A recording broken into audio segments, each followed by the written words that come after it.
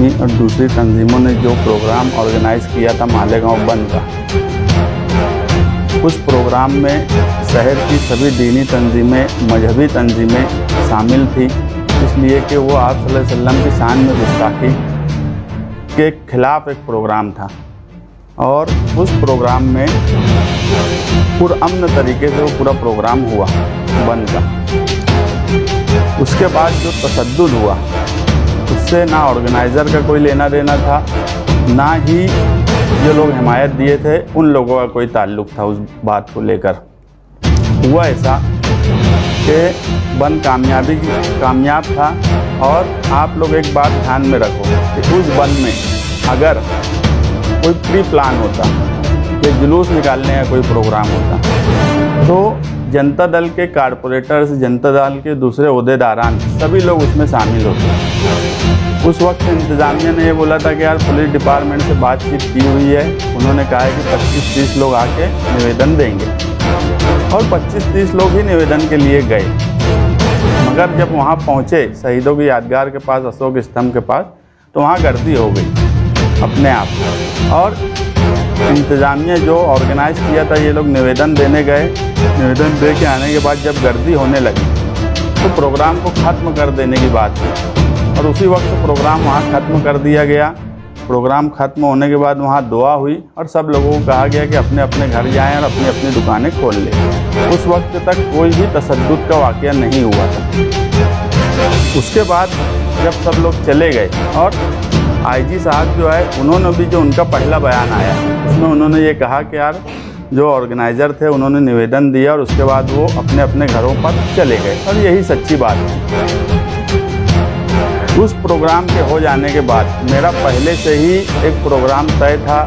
मेरे बंगाल के कुछ दोस्त लोग थे, उन लोगों से बातचीत हुई थी। और जो हिंदुस्तान में आज माहौल है, तहरीक और आंदोलन को जिस तरह कुचला जा रहा है, तो अंबेडकर की तलाश बोल के हम लोग हिंदुस्तान के कई हिस्से में जाने का मेरा पहले से ही प्रोग्राम था। और 12 नवंबर के बाद मैं उसके लिए गया, और हम उस प्रोग्राम में, क्योंकि हिंदुस्तान आज़ाद हुआ उस वक्त 1947 में जब बंटवारा हुआ, तो हिंदुस्तान के मुसलमानों ने अपना लीडर गांधी और अंबेडकर को माना, जिन्ना को नहीं माना।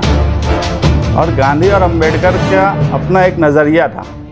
गांधी का अपना नज़रिया था तहरीक और आंदोलन के ज़रिए आवाम को राहत देना, और अंबेडकर का अपना एक नज़रिया था कि कानून से लोगों को कैसे राहत मिले। और इसी मुहिम में हम कुछ लोग, मेधा ताई से भी बातचीत हुई थी, हम लोगों का पूरा प्रोग्राम बना हुआ था, और उस सिलसिले में मुझे जाना ही था। मैं गया। उसके बाद जो ऑर्गेनाइज़र थे उन लोगों का कांटेक्ट हुआ और मालूम पड़ा कि ऐसी ऐसी FIR हो गई है और ये सब मामला था। तो उन लोगों ने मुझसे कहा कि यार तुम कहाँ हो? तो मैं बोला मैं तो पहले से ही बाहर हूँ, मेरा ऐसा ऐसा प्रोग्राम था, तो मुझे जाना ही था। तो उन लोगों ने कहा कि यार वकीलों से मशवरा कर लो, तुमको कानूनी समझ है। और प्रोग्राम कुछ हमारा अकेले का नहीं था, उसमें सभी लोग शहर के शामिल थे, इसलिए मुझे वकीलों से मशवरा करना मैंने ज़रूरी समझा। और कानून ने मुझे इसकी इजाज़त भी दी है कि अगर कोई कंप्लेन हुई है तो मैं अपने तौर पे, कानूनी तौर पे उसमें क्या मैं खुद फ़ायदा उठा सकता हूँ और क्या दूसरे जो साथी थे उनको क्या फ़ायदा दिया जा सकता है, उसके लिए वकीलों से बातचीत करना वो सिलसिला शुरू हुआ। और उसके बाद से जो तरीके से मालेगांव में दहशत पैदा हुई, वो इससे पहले मालेगांव शहर में कभी देखी नहीं गई। एक दहशत का ऐसा माहौल बना कि लोगों को निहाल साहब की याद आने लगी। यार निहाल साहब से उस वक्त कभी इस तरह की दहशत इस शहर में कभी नहीं हुई। जो लोग लीडरी कर रहे इस शहर में, वो लोगों ने, आवाम ने जिनको भरपूर वोट दी, वो लोग इस शहर की किस तरह नुमाइंदगी कर रहे हैं, ये भी आज पूरे शहर के सामने है। ऐसे हालात में हमारा ये फ़र्ज़ बनता है कि कानून क्या है और कानून को हम किस तरह इस्तेमाल करें।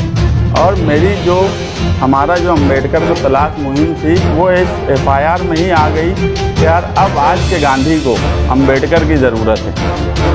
आज आंदोलन हो या तहरीक हो, अम्बेडकर की ज़रूरत से मतलब कानून, और गांधी मतलब आंदोलन और तहरीक। और वो इस शहर में ही हमने देख लिया। त्रिपुरा के सवाल पे हम इसलिए एहतजाज करने की तरफ गए थे कि वहाँ की एजेंसीज ने गलत तरीका इस्तेमाल किया था, मगर वही चीज़ आज हमारे साथ मालेगांव शहर में भी हो गई। और जब मुझे एफआईआर और फरियाद की कॉपी दी गई और वो जब मैं पढ़ा, ये सब सरकार, महाराष्ट्र सरकार की तरफ से किया गया काम है। इसमें पुलिस का रूल उस वक्त भी बहुत अच्छा रहा जब तशद्दुद हुआ, वो मालेगांव शहर के एसपी हो, डीवाईएसपी हो या मालेगांव शहर के पीआई हो, उन्होंने कहीं ना कहीं उस वक्त कंट्रोल किया।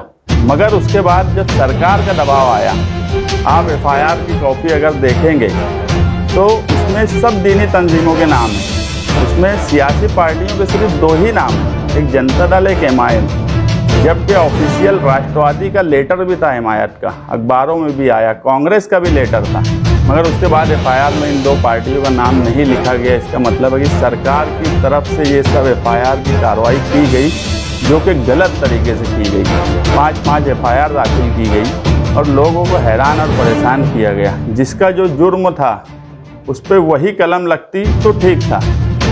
मेरी कोई स्पीच, हेड स्पीच नहीं थी, मैंने कोई तशद्दुद की बात नहीं की। हम गांधी को मानने वाले लोग हैं, कभी हम हिंसा की तरफ जाएंगे ऐसा कभी हुआ ही नहीं है। मगर उसके बाद जब मामला बढ़े और जब लीडरी शुरू हुई तो बहकी हुई लीडरशिप थी मालेगांव शहर की। सबसे पहले आसिफ शेख का बयान आया कि प्रेस कॉन्फ्रेंस में कि ये एक फिरका परस्त तंजीमों की तरफ से सोची समझी साजिश के तहत किया गया है। उसके बाद उनके वालिद शेख रशीद साहब का बयान आता है कि जो ऑर्गेनाइज़र थे जिन्होंने प्रोग्राम रखा, जबकि वो खुद उनके हिमायती थे, उनके खुद नुमाइंदे थे, ये खुद हुजूर की शान में गुस्ताखी के सवाल पर रोड पर नहीं आए। हमें तो एक फ़क्र है कि हम हुजूर की शान की गुस्ताखी के मामले में रोड पे आए थे, एहतजाज किया था और बंद की हिमायत किए थे। ये खुद रोड पे नहीं आए, इन्होंने अपना नुमाइंदा भेजा और उसके बाद ये बोलते हैं कि जो ऑर्गेनाइज़र थे उन्होंने ही साजिश के तहत ये सब किया। उसके बाद फिर शेख आसिफ का बयान आता है कि ये एक हादसा था। तो ये बहकी हुई लीडरशिप है, इनको खुद भी नहीं समझ रहे कि ये शहर की क्या नुमाइंदगी करेंगे। इन्होंने सिर्फ एक काम किया, अपनी पार्टी को बचाने का काम किया, शहर को बचाने के लिए इन्होंने कोई कोशिश नहीं की, शहर को फंसाने की कोशिश की। अगर ये शहर के लिए सोचे होते तो इनकी पार्टी, इन्होंने ये सोचा कि एफआईआर में पार्टी का नाम ना आए, मगर इन्होंने ये नहीं सोचा कि शहर के इतने लोगों का जो नाम आ रहा है ये गलत है, इसके लिए सरकार में जाके नुमाइंदगी की जाए। नुमाइंदगी सिर्फ ढकोसला था। फोटो छाप लीडरी इस शहर में दिन ब दिन बढ़ती जा रही है और उसका सबब है कि ये हालात पैदा हुए।